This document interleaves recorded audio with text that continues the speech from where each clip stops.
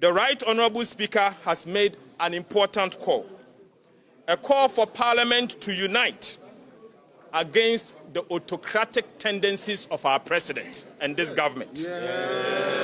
We in the NDC minority is ready to protect the sanctity of the Constitution of the Republic of Ghana.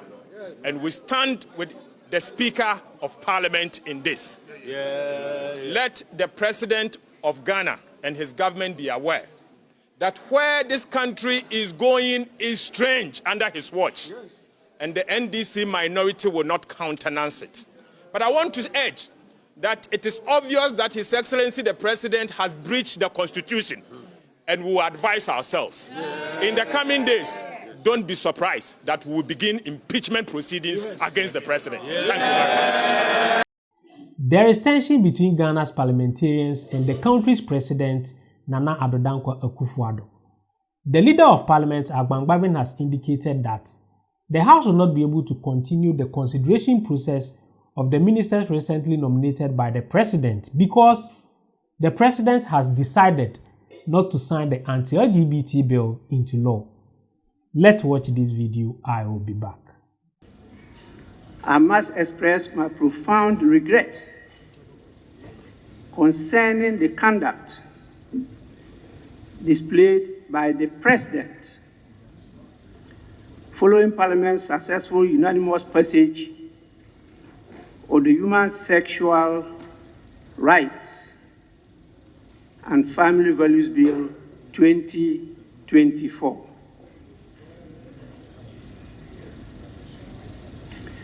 The behavior exhibited by the President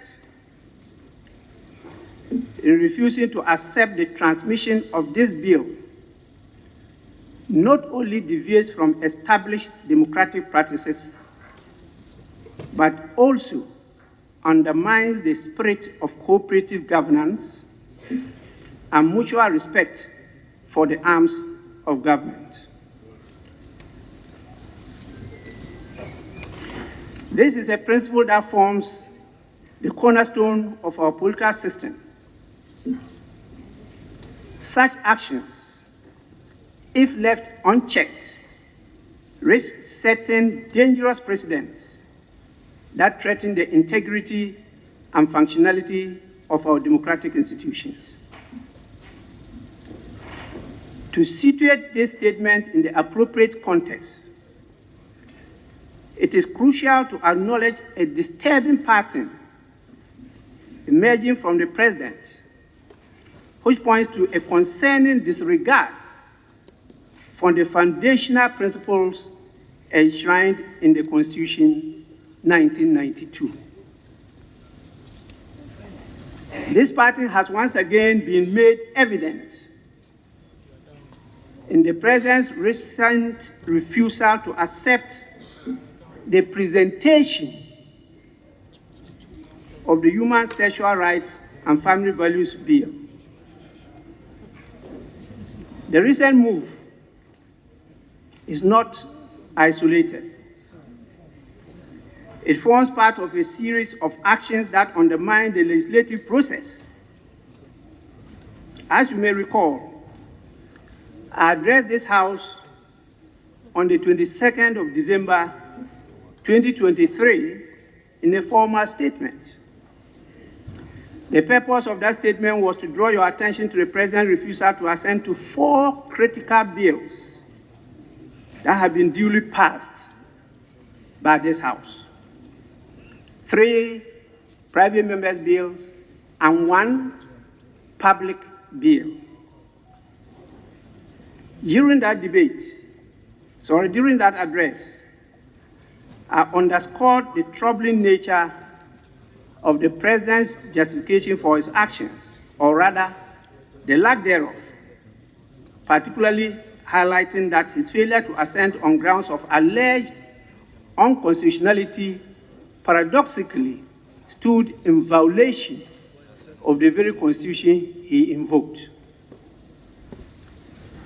Despite the gravity of this matter, it is disheartening to note that there has been no progress in rectifying the situation concerning those significant pieces of legislation.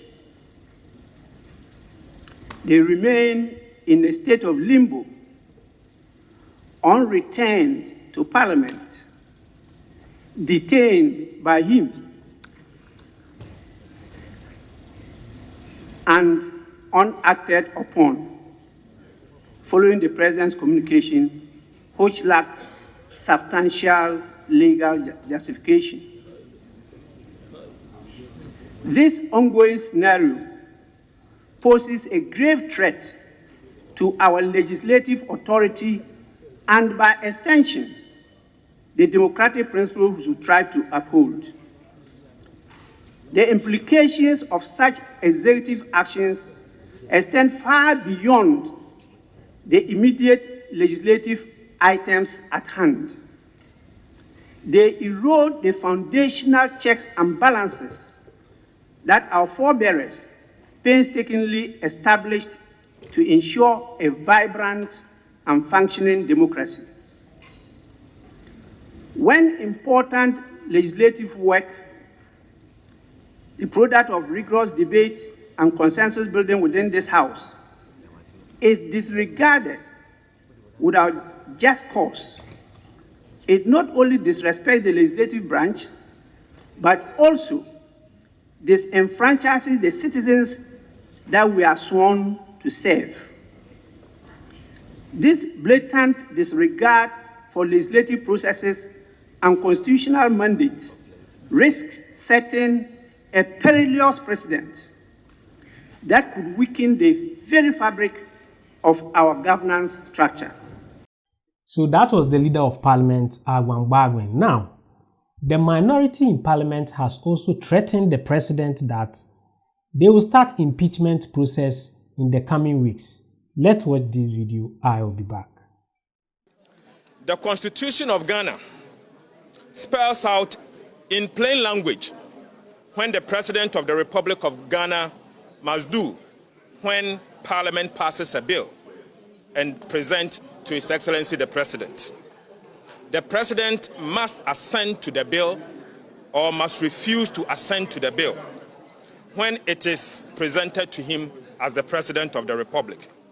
These are the only options, and in this case, there is no middle ground at all per the constitutional imperative. Ladies and gentlemen, let me also say that in the instance case of the Human Sexual Rights and Family Values Bill 2024, President Akufo-Addo has taken a strange and alien position, which is unknown to the Constitution of the Republic of Ghana. Given that Parliament has been injuncted in a matter of the President's nominee for the position of ministers and deputy ministers, it is obvious that this Honorable House is also unable and cannot approve those ministerial nominees His Excellency the President has also presented to Parliament. At this point, the President may have to be innovative, dynamic, and think out of the box by downsizing the size of his government. Let me say that merely piling on numbers by way of appointing ministers and deputy ministers does not signal to the people of Ghana that the President understands the seriousness of the mess that he and his government has created in our country. Ladies and gentlemen, let me also say that this may be a good time for President Akufo-Addo to listen to the feedback about the size of his government. At the very least, the two top political parties, namely the NDC and the MPP, agree to downsize government size the way forward. There is an urgent need to downsize the government in order to save the taxpayers some huge cost of running the government. Already, President Mahama has signaled that in his next government, he will not appoint more than 60 ministers. Interestingly, we are also aware that the Vice President, who was part of a government that appointed 125 ministers, has come around to also promise 50 ministers. So all what we are saying is that, may I ask, ladies and gentlemen from the media, what is the prudent justification for a minister of state at the Ministry of Finance, which with 2 deputy ministers and a minister of state? Again, why do we have the same ministers and ministers of local government, 2 deputy ministers and a minister of state at the Ministry of Local Government? Ladies and gentlemen, I wish to conclude by saying that the Right Honorable Speaker has made an important call, a call for Parliament to unite against the autocratic tendencies of our president and this government. We in the NDC minority is ready to protect the sanctity of the Constitution of the Republic of Ghana. And we stand with the Speaker of Parliament in this. Let the President of Ghana and his government be aware that where this country is going is strange under his watch. And the NDC minority will not countenance it. But I want to urge that it is obvious that His Excellency the President has breached the Constitution, and we will advise ourselves. In the coming days, don't be surprised that we will begin impeachment proceedings against the President. Thank you very much. So that was the minority spitting their mind on what is happening in the Parliament. And it's very interesting. Initially, I did content about this anti-LGBT bill, and I told my viewers that we are going to have a very long year, because this year is an election year, so there will be a whole lot of drama, and as I said it, that is what is happening. The drama has started unfolding. So the president is trying to run away from the anti-LGBT bill, which was passed by the parliament. And the parliamentarians also think that the president is betraying Ghana. And that bill, if it's not passed, then they are also not going to consider the process of vetting his ministerial nominated members. And it has become a whole lot of confusion in Parliament of Ghana. And these things, I know a lot of Ghanaians are against the president on this bill, because majority of Ghanaians wanted the president to sign the bill into law, because I think majority think they are not ready to accept the LGBT community in Ghana. That is what majority are saying. But the president and the government also has their hands in the mouth of Western countries. Ghanaians normally take aids and loans from IMF, from US, from UK. They accept loans and aids. And the leaders, the Western leaders and the Western powers have started threatening Ghana to face sanctions if they sign the anti-LGBT into law. So that is why it has made the president also trying to swerve the bill. And that is the whole problem. Because we don't normally try to do things on our own. We try everything, we try and go and rely on the Western countries. So when they start threatening you with sanctions, then you start shivering. That is what is happening. So what I will say is, there is one thing I can also promise you is, you watch the minority, how they were backing at the president. I can also promise you that December is an election year, and we will be going to elect our new leader in Ghana. I can promise you that if in case this minority win power, which is their candidate, who is John Dramani Mahama, if he wins power, this bill will not see the day of light unless the opposition, which is now the government, the MPP, unless they go and also bring back the bill for him to sign. This bill will be mute because all of these political parties, these two main political parties, only rely on Western countries. They rely on aid, they rely on loans. So there is no way, if they come to power, they are also going to push this bill to be signed. Whatever you are witnessing today is a political chess game. They know if the president sign the bill into law, he's going to lose a lot of money from aid and from IMF, because IMF has promised Ghana $6 billion US, and all that money hasn't been in. So if Ghana signed the bill right now, they are going to lose that money, and somewhere along the line, it's going to bring economic hardship to Ghanaians, and that one will force Ghanaians to vote against Nana Akufo-Addo. You get it?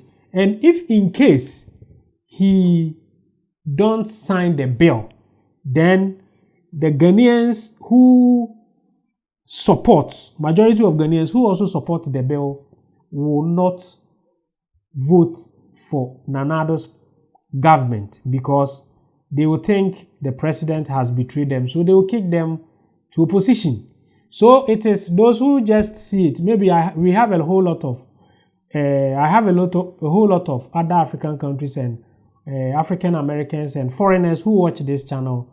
Those who has heard about this incident, this anti-LGBT bill, and having their opinion, have it in your mind that the people who are pushing the bill, if they come to power, there's no way they are going to pass the bill. It's a political chess game they are trying to play. So if the president don't sign, it will go against him. If he signed, it will go against him. My only problem with the president is how he has been relying on the Western countries for everything. Because one of his message was Ghana beyond aid. So I was thinking, up to now, we should have been able to be bold to tell Western countries that we will do this and we will do that and we will do that, and they can't influence us with anything. If he decide not to sign because he's a human rights lawyer, and if he decide not to sign on that grounds, yeah, I understand, because maybe he can't go against his profession. That is understandable.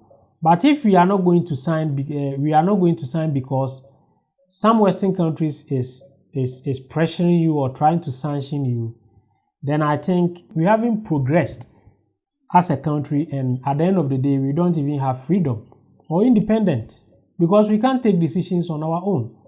So that is the political chess I was talking about. So the oppositions are going to back, when they come back to power, and that bill hasn't been signed, it will never be signed, because they are not going to put themselves into that risk of signing the bill so that they are going to lose money from Western countries. That one I can promise you that. So this whole thing is political chess game, and the president is trying to use his mind, and that is how it is going to end. So it's going to be a whole long year of drama in parliament, and because it's an election year. So let's keep following this story. I'll be bringing you updates on this particular story for us to know how it ended. Please go to my description box and click on the Telegram link and join me on Telegram for us to discuss about the well-being of Africa. If today is also your first time coming to this channel, then don't forget to subscribe to this channel and turn on the notification button. so that anytime I upload any great content, you will be notified.